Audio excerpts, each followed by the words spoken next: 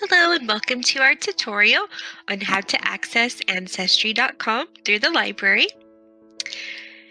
You'll need to visit our website at ssjcpl.org. When you get there, you'll see a little icon here, green with a tree, a sideways tree. You'll click on that. Then you'll click above on the banner.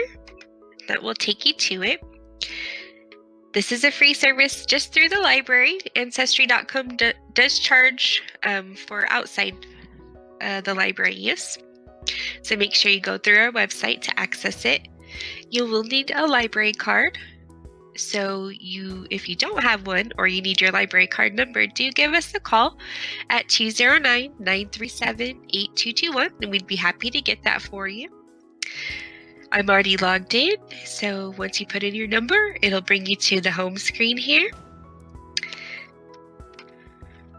Up at the top, you'll notice some different links: search, message boards, learning center, charts and forums, and new collections. Before you begin searching, I would recommend going to charts and forums and just looking at the different downloadable pages that you can fill in that will help you on your quest for searching.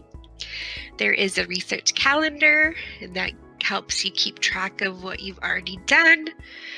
An extract, a correspondence record if you're going really far back and you are emailing or mailing maybe libraries or different institutions or people.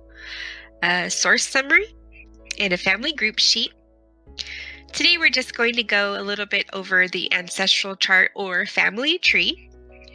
If you have one on your own that you're already working on, that is fine. This is a PDF, but you can edit it.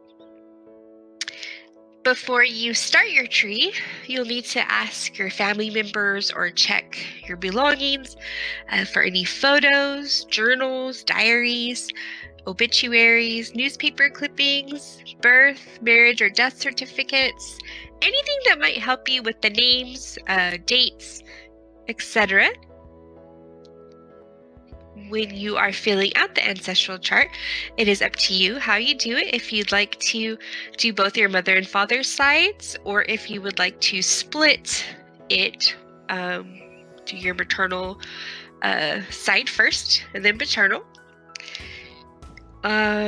You are going to start always with yourself and then work your way backwards to your parents, grandparents, etc.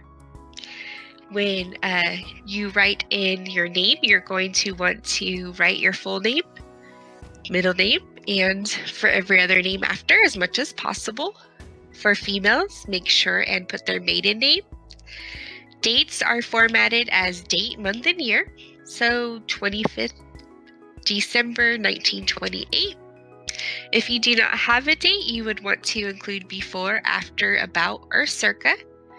And place would be from smallest to largest. So say San Joaquin General Hospital, French Camp, California would be one. So let's go back to the main page. And we are going to search. Show you just what a simple search looks like here.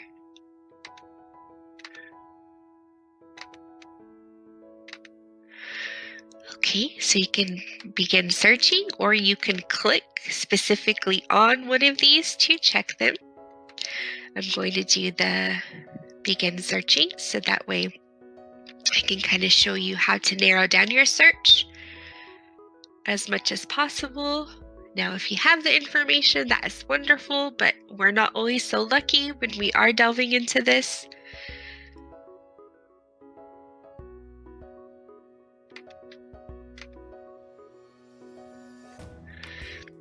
Okay, you can search up here and fill in the fields as much as possible. It will show you more options, so you can really narrow it down if you have the information. You can also explore by location, which is great, and in different countries, because we all mostly came from somewhere else. So we're going to do my grandfather. he did not have a middle name, so it is a little bit harder to find his information. Plus, he has a very common name, or he had a very common name. He has since left us, but yeah, so let's see. So his name is James Paul, and we're going to go ahead and put exact because I do know exactly that's his name and his last name. We're going to choose exactly. That will help narrow down. And I know that he did live in Lodi. And I'm not quite sure of his birth year, but we'll say he was about 80 years old in 2017. That's when he passed. But you don't have to fill that in. You can also go down and you can actually put in more information. He was born in Missouri. I'm not actually sure what city. We'll just put Missouri. He was a great man, a great country guy. And then we're going to go ahead and search. Just to give you an example, yours may look different, and that's okay. So give it a few minutes to search.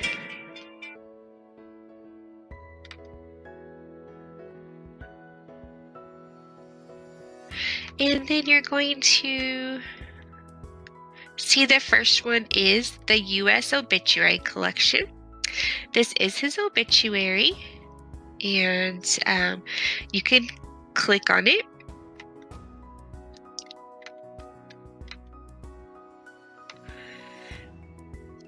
So as you can see, that will show you. Sometimes there is an image, sometimes it's text only. You can send this document to someone else via email or yourself, or you could print it. Let's go back here. You should also be able to save it to your computer.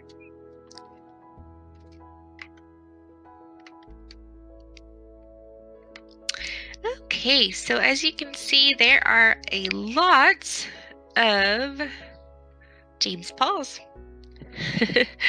So we can go back to the search filters.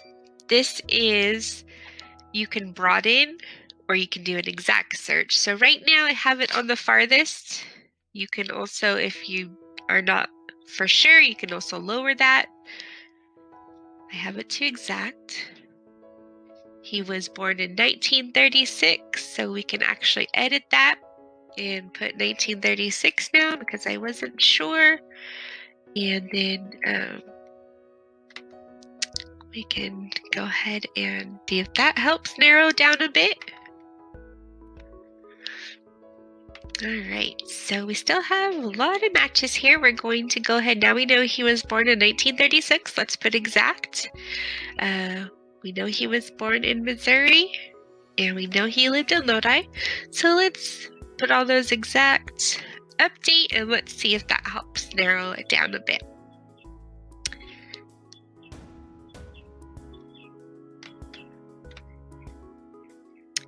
And now I've gone a bit too broad, so let me make some adjustments. Let's see, maybe he wasn't born in Missouri, and I was wrong about that. Let's update that and see what happens.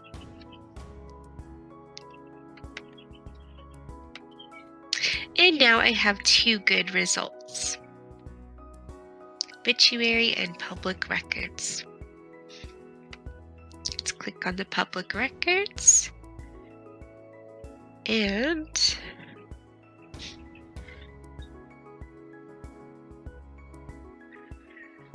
this does not have a text image either. But again, you can send it to yourself or print it out.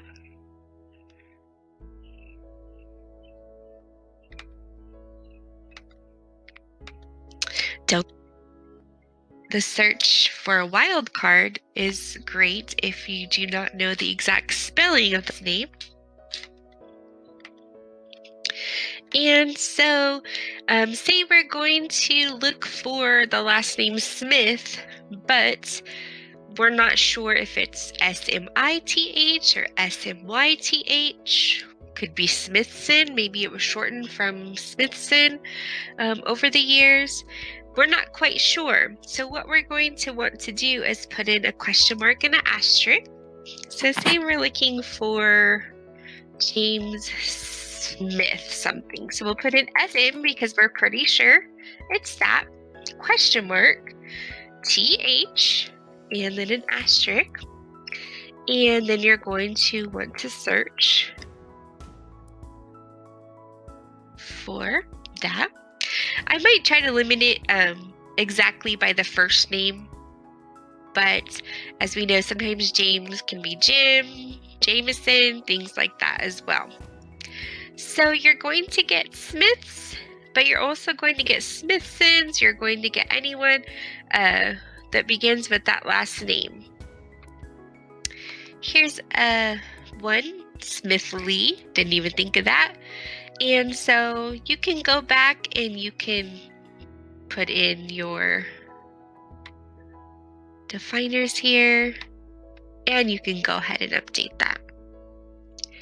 Message boards are if you would like to connect with people.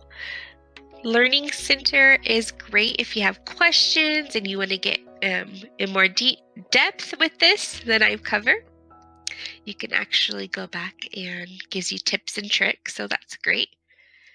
And I hope you have fun with this service and that you learn some new and interesting things about your family history. And thanks for watching. Take care.